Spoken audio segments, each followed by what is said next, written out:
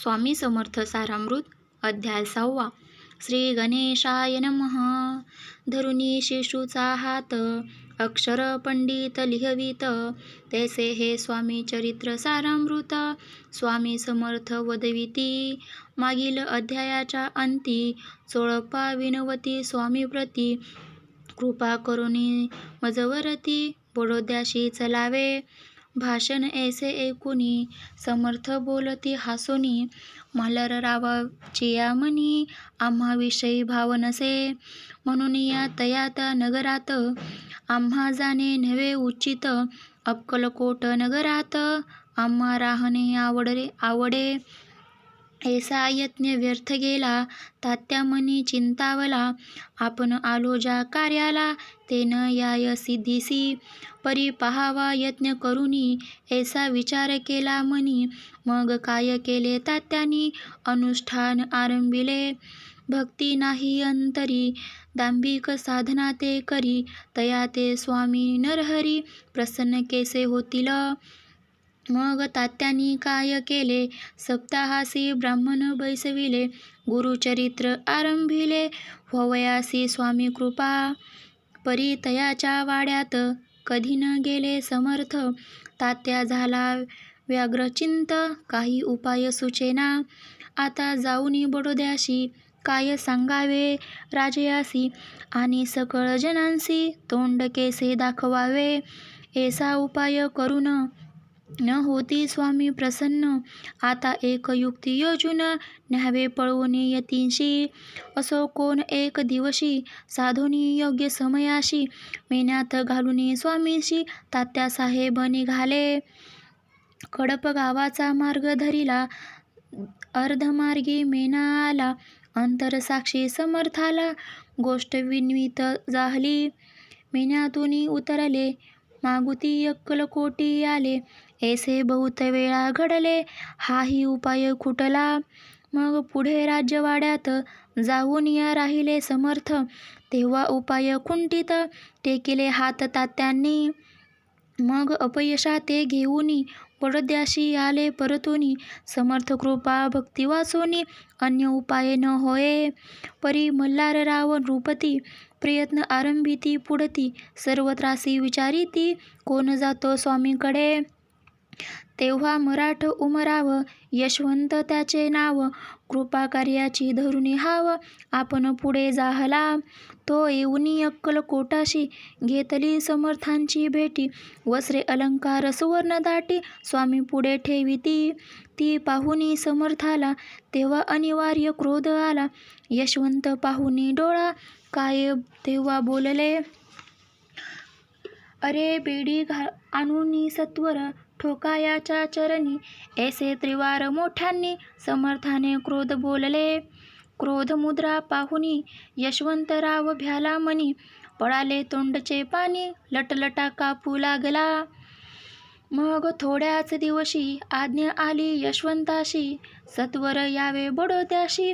तेथील कार्याशी सोडूनी, साहेब विषप्रयोग केला. मल्हारराववरती आळ आला, त्या कृत्या माझी यशवंताला. गुन्हेगार लेखिले, हाती पायी बेडी पडली. स्वामी वचनाची प्रचिती आली, अघटित लीला दाविली. ख्याती झाली सर्वत्र, यती श्री स्वामी चरित्र सारामृत. नाना प्रकृत कथा संमत, सदा भक्त परिशोत. पष्टमो अध्याय गोढा. श्री स्वामी समर्थ. अध्याय 7. श्री गणेशाय नमः. जय जयांशी निर्गुणा, जय जयांशी सनातना. जय जयांशी अवहेरणा, लोकपालना सर्वेशा. अक्कलकोटी मालोजी नृपती, समर्थचरणी ज्यांची भक्ती. स्वहस्ते सेवा नित्य करीती, जाणूनी यती परब्रह्म. वेदात आवडे तयांशी, श्रवण करीती दिवसेन दिवशी. हेरळी कार्तिक शास्त्राशी, वेतने देऊनी ठेविले. त्यात समयी मुंजापुरी, विष्णुबुवा ब्रह्मचारी. प्रकृत भाषण वेदांतावरी, करुणी लोका उपदेशिती. त्यांशी आणावे अक्कलकोटी, हेतू उपजला नृपापोटी. बहुत करुणी खटपटी, बुवाशी शेवटी आणले. रात्रंदिन नृपमंदिरी वेदाचार्य ब्रह्मचारी करीती तेने अंतरी नृपती बहु सुखावे. ख्याती वाढली लोकात स्तुती करीती जन समस्त सदाचार्य वेदात राजगृही होतसे. एके दिवशी सहज स्थिती ब्रह्मचारी दर्शना येती श्रेष्ठ जन सांगती कित्येकी होते त्यावेळी. पहावया यतीचे लक्षण ब्रह्मचारी करीती भाषण काही वेदाविषयी काढून प्रश्न करीती स्वामींशी. ब्रह्मपद तदाकार काय केल्याने होय निर्धार ऐसे ऐकुनी सत्वर यतिराज हासले. मुखे काही न बोलती वारंवार हास्य करीती पाहुनी ऐसे विचित्र वृत्ती बुवा म्हणती काय म्हणी. हा तो वेडा संन्याशी भुरळ पडली लोकांशी लागल्या व्यर्थ भक्तींशी जाणे ढोंग माजविले. तेथोनिया निघाले ब्रह्मचारी आले सत्वर माहेरी लोका बोलती हास्य करी तुम्ही व्यर्थ फसला हो.